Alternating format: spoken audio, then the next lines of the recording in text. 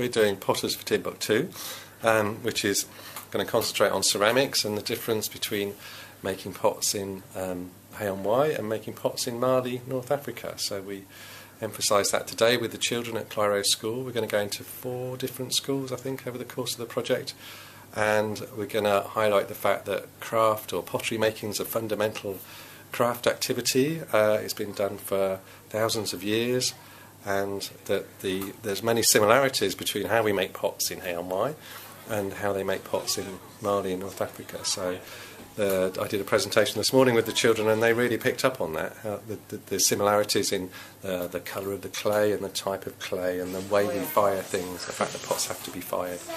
So we're looking at that, the similarities between the basic disciplines, and we're also looking at the differences, highlighting the differences.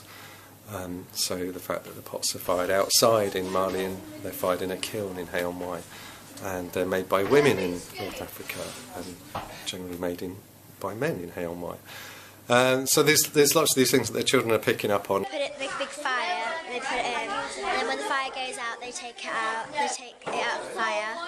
They dry their pots outside, but we dry them inside on like shelves, because it's much more sunnier than when than like here. The ladies do all the pottery, and in Hay all the men do all the pottery. They're very different.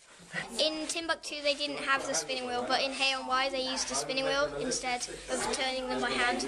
There's clearly a lot of craft skills in Timbuktu in that area, and pottery is a fundamental craft, isn't it? It's been going on forever, so there's always pottery everywhere in the world. So I just thought it would be worth making that connection. We're the only working pottery in Hay-on-Wye. We're one of the few in this area.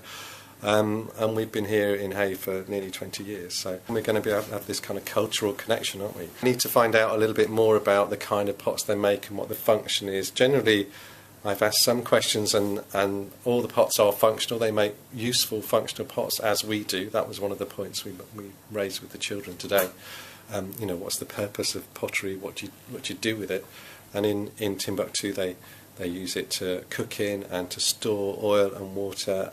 And all the pottery we make in this studio is all functional. It all has a purpose. I think working with clay is one of the oldest craft forms, if you like, and it's also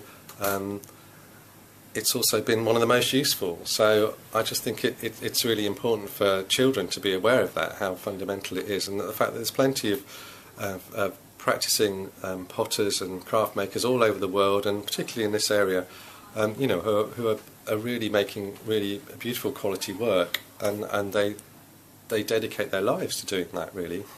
And I think it would be it's the same in Timbuktu, and I think it's important for the children to realise that sometimes those making skills, those kind of fundamental making skills, as opposed to maybe digital technology or other kinds of activities, are still quite valued, I think.